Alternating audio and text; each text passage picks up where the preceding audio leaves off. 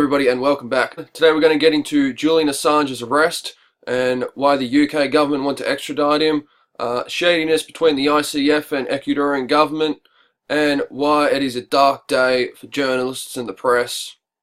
Before we unravel all this madness, be sure to go to the Australian Evolutionary Movement Facebook page and give that a like. There's some great material and content over there. And also go over to the MeWe page for the Australian Evolutionary Movement as well. Go check out my personal page, Nathan Motti for Facebook. I'm currently facing a 30-day ban and I'll be back on in 13 days. So that's why I recommend checking out MeWe as well, because I share a lot of the same content over at that page. So I'll start this off by showing you the arrest that happened, and this was only yesterday. Julian Assange, he's an Australian-born journalist for WikiLeaks. And all this hot mess that he's got himself into in 2006, when WikiLeaks released footage of US soldiers killing civilians from a helicopter in Iraq back in 2006. I'll show you the clip right now of basically how the authority came, dragging Julian Assange out like a dog, and how the Ecuadorian government allowed this arrest on Assange. Here's the clip here.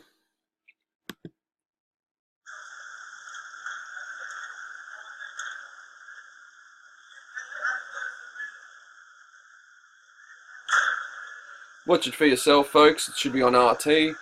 So Rupley recorded this, and you can hear Julian Assange saying while he's being arrested.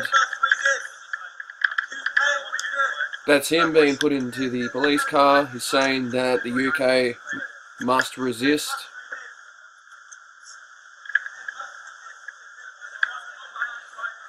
But also, whether you noticed or not, Julian Assange, he's carrying a book with him as he's being dragged out. This book is called History of the National Security State, and it is a book by Gore Vidal. Don't know if it is some kind of reference or message Assange is trying to leave before he's being taken out. And just like Edward Snowden tweeted and said, this truly is a dark day for the press, because all this is just, this will be an example for other journalists of what happens to Julian Assange being dragged out like that and arrested. Also, a newly put in president of the Ecuador, he just came out recently saying that because Julian Assange was still working with WikiLeaks, therefore he was involved in interfering in international affairs. The president also said that he was installing electronic equipment in the embassy, and he was also blocking the building security cameras and assessing the embassy's security files without permission. And that's what this newly put president has been saying. And the only reason the mainstream establishment want him so bad is because the WikiLeaks and Julian Assange, because they just pose the biggest threat, especially the 2020 elections. You know, WikiLeaks, they have the cleanest record for sharing the realest news, and WikiLeaks have never had to retract anything, which means, you know, they've never put out any fake documents, which also puts Donald Trump in a very serious situation as well regarding Julian Assange. A newly released interview of Donald Trump when he's asked about WikiLeaks that doesn't particularly put Donald Trump in a good light. And when asked about WikiLeaks, he says he doesn't know anything, and it's not his kind of thing. And this points him out to be a complete hypocrite. If you look back at the 2016 election rally, he'd constantly be mentioning WikiLeaks, how much he loves them, and what WikiLeaks have done to Hillary Clinton. And this right here is a complete backturn for WikiLeaks and Julian Assange. Trump has to pardon Assange now. This is, of course, very big news, sweeping out through all of mainstream media, with especially the latest one, Pamela Anderson, coming out saying that she condemns the British government, and she called the British government America's bitch, and she called it a diversion from the Brexit bullshit. And of course, Julian does have a close relationship with Pamela Anderson, as she's been to the embassy before to visit him, and they've had history and relationship in the past. So of course, this whole situation doesn't look good for Assange.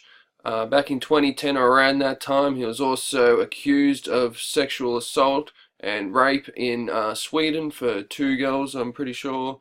I think he went to court for that and was found, but the charges were dropped. He was not guilty.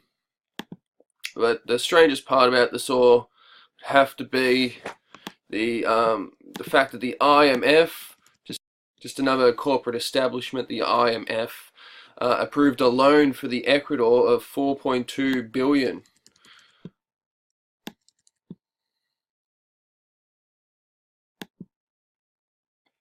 And this loan was only 1 month before Assange was arrested. So the Ecuadorian Assembly has received a 4.2 billion investment from the IMF 1 month before Assange is arrested, and I think that was prior to the time of the new president coming in. So there's some shady foreign investments, and it doesn't look good.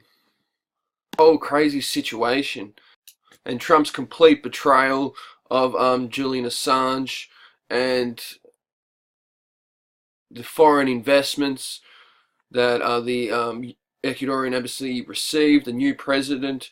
And of course he had his complaints with Assange. I also heard there was not looking after his cat properly and not cleaning after himself apparently. But let's just hope that at least Assange will probably get better treatment in the UK than he would in the United States.